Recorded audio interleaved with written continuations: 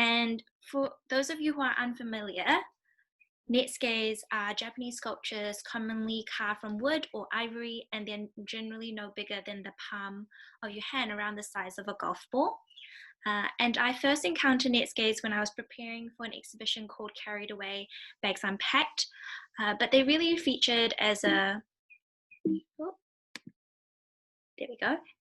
But they really featured as a supporting character, and it was not really until 2 months ago that I researched them in earnest when I was invited to do a talk about them when the Japanese Consulate traveling exhibition, Contemporary Wood Carved Netsuke, came to Teru Contemporary Art Gallery, and the curator, Chloe Geohagen, I hope I'm pronouncing her last name correctly, invited me to talk about the Auckland Museum Netsuke collection as a comparative collection. And that's just all to say that I am only beginning my research into Netsukes, but they have swiftly become my latest obsession. And this quote by Prince Norito of Takamoto really captures the sentiment. I was immediately infected. The disease caused by the Netsuke virus is indeed a serious malady. And the number of Netsukes in private and public collections show how widely the Netsuke virus spread, brewing a collecting frenzy that continues on today. And this hair with flop back ears, clasping its hands as if contemplating serious thought, suggested by the gleam of its amber eyes, is the current poster child for Netsuke today. It's been catapulted into popular culture as a hero and the title of Edmund de Vol's rich and tumultuous 2010 memoir, which charts his personal journey to retrace his family history. The hair, like its other tiny friends, a tiger, a tumble of tortoise, a gathering of people, are miniature carvings that emerged in Japan as early as the 16th century. However, they rose to capture the imagination of the world in the mid-19th century with the rule of the Tokugawa shogunate, who has secluded Japan from the world, was toppled and saw the era of the Meiji Restoration in 1868, which opened Japan up to trade with foreign shores. The arrival of Americans saw the signing of trade treaties and the ruling aristocrats deposed. Deprived of income and forced to sell their treasure, the Netsuke was sold for incredibly small amounts. Netsuke wholesalers set up shops in large cities and sold to foreign traders looking for something exotic and small to take home as souvenirs, or in bulk to art dealers who were cashing in on the European craze for Japanism. This is how the hair with the amber eyes came into the possession of the Upruzzi family, the story which de Vol was tracing, bought by Charles Upruzzi in 1970s, a relative of de Vol's great-grandfather Victor, from a dealer in Paris as a set of 264 Netsuke. They were kept in a black lacquer vitrine until one day they outgrew Charles's collection and they set on a journey that found their way to de Vol. Just as Upruzzi had Netsuke collections as a well-traveled Victorian man, James McKelvey amassed his own collection of 33 Netsukes, which is currently being cared for by the Auckland Museum. London was traditionally the capital of Netsuke world market, which, with Christie's and Sotheby's trading in Netsuke auctions, it is no surprise that McKelvey would have encountered Netsuke in the acquisition of his arts, which included one of two Yamane, Japanese dormouse, scurrying between two fallen mushrooms. The Yamane look alert, a gleam in their amber eyes, paused in action, and you can see the individual hairs on the underside of the mushroom rendered in delicate lines. De Vol described Netsuke as small, tough explosions of exactitude. It is lovely to borrow de Vol's words, exacting description, for a Netsuke captures the world in miniature. They may be small, but the details are not lost, and they capture the life and movement of their subject. De Vol also insists that you have to tumble the Netsuke in your hands because they're ultimately three-dimensional objects with no front, back, and they move around and around. No side is left forgotten or unmarked, even the underside is filled with details. What you find on the underside of this Yamane Netsuke is that the cap of the mushroom that's toppled over would look like, resting against a fallen leaf, slightly marked and beginning to show signs of decay. It's not hard to see the Netsuke capturing the imagination of foreign traders and collectors. Detailed and delicately whimsical, each Netsuke has a story to tell. Like other sculptural forms, Netsuke can be embedded with symbolism and multi-layered meanings, derived from the choice of their subject matter as well as their compositions. For example, maybe go back. For example, the Yamane, perhaps like the mouse and rat in Japanese visual language, is a symbol of good luck and a companion of the god of wealth, Daikoku. Thus, Netsuke portraying mice is seen to bring attributes of wealth and good fortune to the wearer. Mushrooms and fungi are also another common subject of the Netsuke, often depicted in a group, a symbol of maleness and sometimes prosperity. Beyond the rich stories that individual Netsukes tell, there's a collective ones told by every Netsuke, even if it's since been forgotten.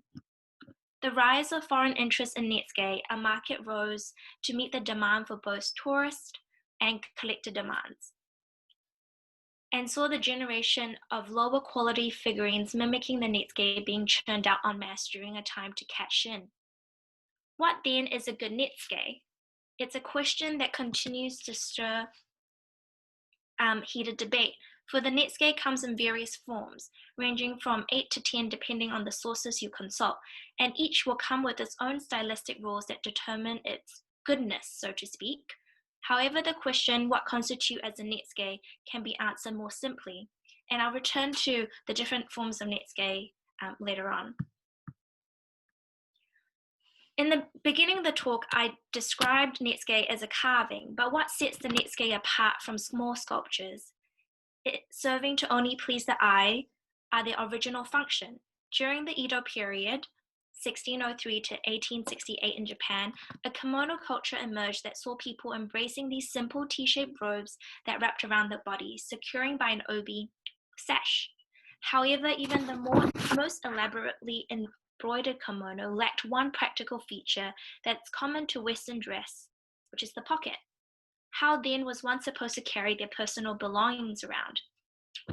Women had the option to store a few things within their wider sleeve kimonos, which would often half sewn shut, or carry around a basket or a pouch. Men, however, who had open sleeves and needed their hands to be free in case they needed to show off their swordsmanship, had smaller baskets and pouches that could be attached to the obi or sash of the kimono. These hanging pouches eventually developed into a specific type of bag, the sagemono, which literally translates as hanging things. Here in the portrait of I'm not going to pronounce the name, but you can see it on screen, has two sagemono hanging from his obi. These are the tagabo, iri, and kisuru, a tobacco pouch and a pipe case. So these are quite common Netsukes being carried by men during this time. During the 17th century, the Portuguese introduced tobacco to Japan, and these sagemono developed to carry kisuru, which are pipe, around, as well as a pouch to contain the tobacco. There you go. Then there are the inro, which are medicine or seal cases, which intersecting segments which can be pulled open to store objects. And these sagemono were worn threaded through the obi, and topped by the Netsuke is a toggle or a button, if you will, that secures the sagemono in place. And I'm hoping the video is going to play, but this is a projection that was made for Carried Away, which features one of those sagemono and Netsuke, which shows how the sagemono was worn with the Netsuke. So,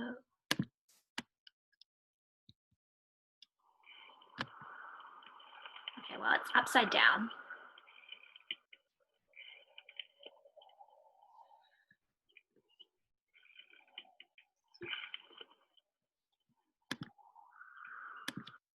Whoops. I don't know if you guys mind watching it upside down, but I might just see if I can skip to or I had prepared the screenshots in case of technical difficulties, so we can just look at the screenshots instead.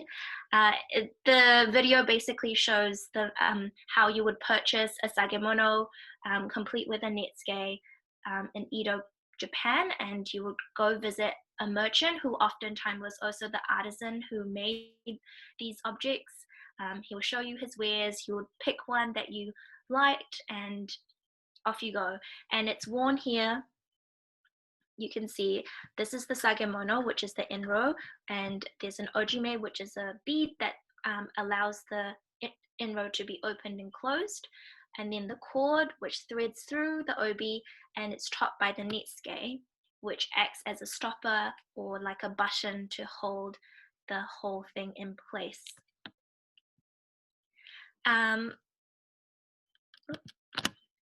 But during, besides being highly collected during the mid-19th century when foreign traders came into Japanese shores, the netsuke was incredibly sort of The netsuke was also collected during the Edo period because of sumptuary laws. You weren't merchants were not allowed to wear certain were not allowed to show off their wealth, but they were able to do so with these Chinese sagemono and netsuke, and so they were actually able to push a lot of the fashion, and there was a lot of sartorial rules that came out through these netsukes. You wouldn't wear certain motifs, like you wouldn't wear a chrysanthemum netsuke during winter, and so on and so forth. And they became incredibly intricately carved and detailed, like this one is an enro that has 5 drawers inside, each faced with an ivory facing. And it's just to say that netsukes were able to represent the wider trends in Japanese art. They were not just a showcase of everyday life, but they were also able to have political, religious satire embedded within the subjects that they were chosen.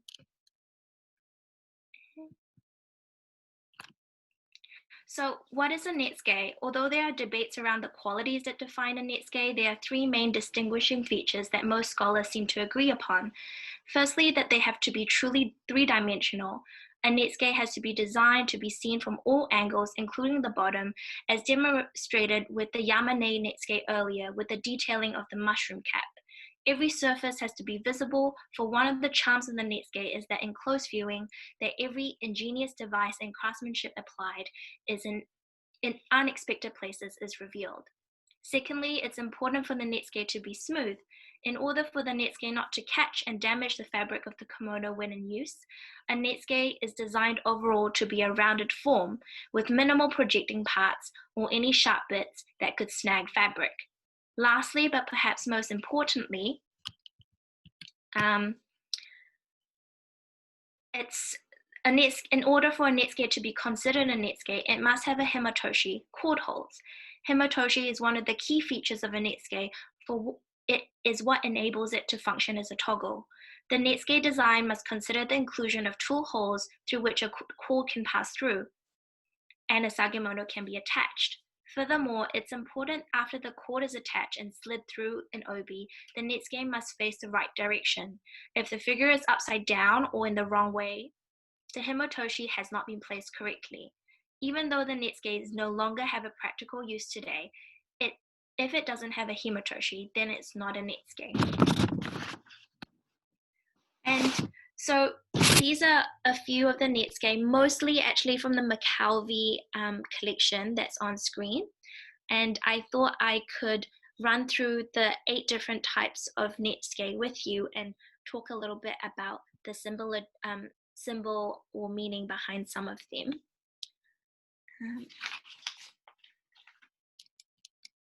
So the first type is the Kashibori netsuke, and it pretty much translates to being 3-dimensional figurative carvings, oftentimes realistic. And here you see there's 2 wrestlers having a little wrestle on a lily pad. And there's not much information on this particular one, but um, sumo wrestling in Japan is obviously a part of the culture, and it was really popular during Edo period. But besides figure sculptures, you can also have animals. Uh, Similarly to Edmund de Vol's Hare with the Amber Eyes, this two hare in the McKelvey collection has a similar look. And what's really interesting about this one is that it's been signed. It's really rare for Netsukes to be signed because they were considered a craft in Japan, and therefore the artist is not doesn't, unlike I guess Western craft, the Japanese artist doesn't want to be named because they wanted their work to be seen in their own light. So it's quite rare and it's more of a recent um, development or a later development in Netsuke carving around the 19th century to start to have artisans starting to sign their Netsuke. And this one is by Masunoa. But the interesting thing about Masunoa is that he was a very well-known Netsuke carver in Kyoto during the Edo period. But um, in a lot of craft and a lot of Japanese craft, you would have the family name pass through generations. So all of the Netsuke carver in the same family would use the same name, Masunoa. So it's quite difficult to date Masunoa Netsukes, even though they are signed. And this is a men Netsuke, and it's supposed to spin, but just imagine.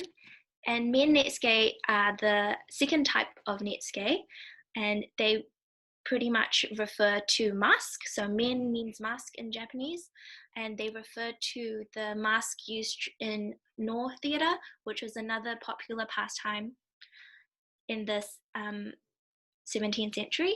And they feature really exaggerated faces because they represented the kind of mask that was worn during by the actors in these plays. And then you have the manju Netsuke, so called because it resembles a flat, round confectionery, Japanese confectionery that's made from rice cake and are normally filled with red bean paste.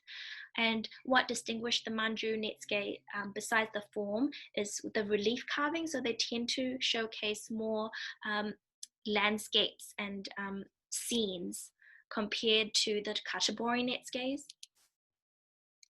And then the Rutsa Netsuke is a similar shape to the Manju Netsuke, except its key feature is that it would have, oh, apologies, my email. It will have lace work, and oftentimes you can see when it's really well done, light shining through these lace work. And I believe this does achieve it, but it's not the finest example I've seen. And then the next two are really interesting Netsukes in which they're dual form. They have dual purposes. So the hihataki means to a receptacle, basically, and it can be the tobacco couch that I was showing before. So you would lift the lid and you can carry tobacco around, or it can also be a receptacle to collect ashes. And then there's the one on the, I don't know if it's your left or right, but this one is an ink pot. So it's basically a container that you can store things in, but it also so it's a sagemono, but also functions as a netsuke. And then the sashi similarly is a netsuke. It's defined with a long tubular form, and it is worn inserted into the netsuke, kind of like a thread. And for this one, sometimes it has a hooked end to prevent it from slipping down. And similarly to the hihataki, it has dual purpose as both sagemono and netsuke. So you can see here, this will be considered a sashi netsuke if it was used to secure the hihataki and vice versa. If the hihatake was used as a netsuke, then the brush holder would be a second. I hope that kind of makes sense. And it's still a netsuke because it has the himatoshi. So this particular one is threaded through spaced relief from the carving of the bat, which means prosperity and good luck. A lot of Japanese, I'm generalizing here, but a lot of Japanese visual language oftentimes hold these really positive and auspicious symbols, which is why they were used. And then we have the Kagami Muta and the Hako Netsuke, which we don't have represented in the Auckland Museum collection or the McKelvey collection, but I've borrowed the two from the Contemporary Wood Carved exhibition catalogue to show.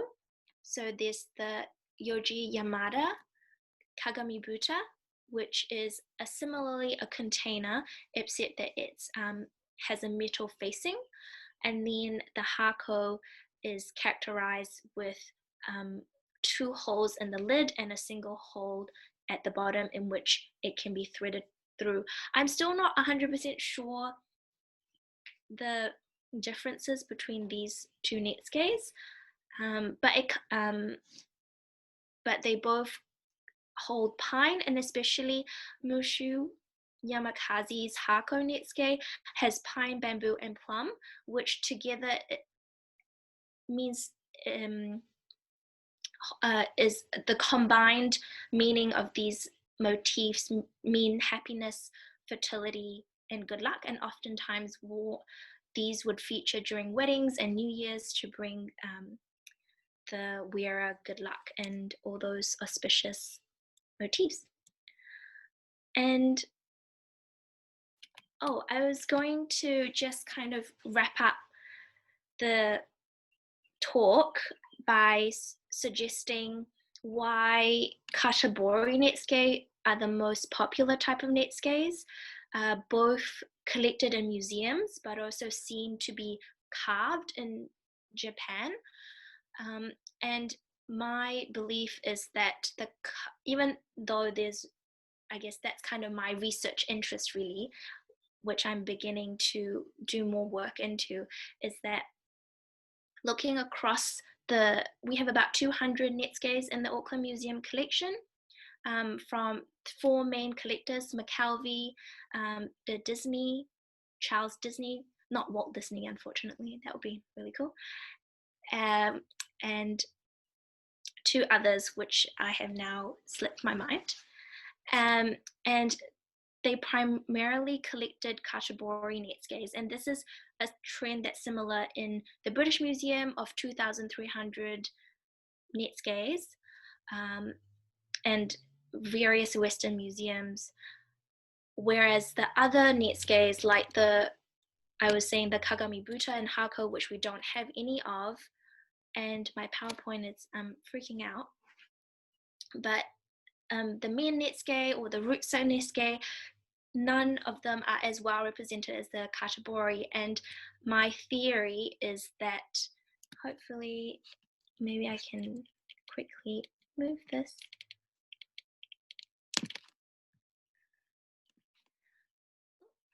Hopefully we're back. And my theory is that because the katabori is the most realistic representation of figures and animals and subject matter in which perhaps foreign collectors would have been more familiar with, they were the ones that were chosen to be collected and therefore reflected in Western museum collections. Whereas the ruksa and the manju typically feature religious subject matter like Confucianism and Buddhism, which may have been more unfamiliar. Again, this is a tragic because I'm sure they were very well read and collectors. But one of the things that's often described is that Japanese netsuke or Japanese art became more abstract after the 19th century, when Americans started collecting netsukes because they encouraged Japanese carvers to create more modern subject matters or styles.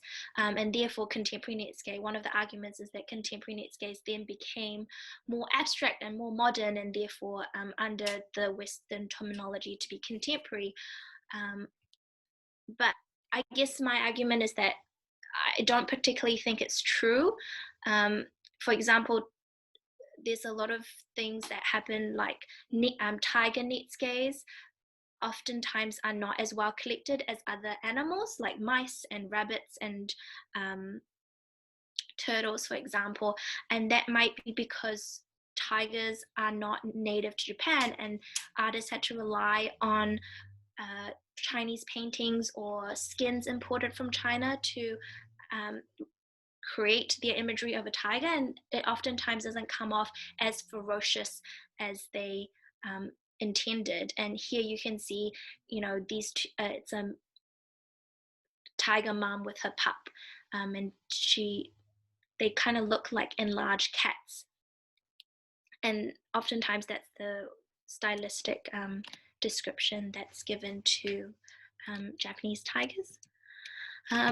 And this idea that Japanese Netsuke didn't become, I guess, contemporary, maybe because Japanese Netsuke that were not so realistic weren't the story behind them are not as understood. As you can see here, there's the long leg and long arms and long torso actually represents the story of these two giants, one that has a longer leg and one that has a longer arm, and together they work together to, I guess, fish. And this is the one that's in the contemporary wood carved exhibition, and it was described as being a contemporary piece that showcases abstract use of forms and anatomy. But we also have one that's in the collection made pre-1884, which again showcases this exaggerated anatomy. But it's really because of the legend. And so if someone wasn't familiar with Japanese folklore and myths, perhaps they would see this and think, oh, it's not a really well-made Netsuke, or not a really well represented figure, and therefore I'm not going to collect it. And Hokusai was actually quite interested in exaggerated faces, and as you can see in the wood carving here. But that all being said, even though Netsuke now are mostly collected outside of Japan, and there's a Netsuke museum in Tokyo, but I don't believe it's got a huge amount of collection. It's slowly building its collection, but it is this strong foreign interest that sustains Netsuke tradition and ensured its survival, and artists today create works that most skilled craftsmen could never have made in Edo period, again referring to a quote by Prince Naruhito of Tamamoto. And I guess I'll kind of just stop my rambling here with my thoughts about why Katabori Netsuke are the most collected, and leave you with, if you have any questions or advice or any anecdotes about Netsuke.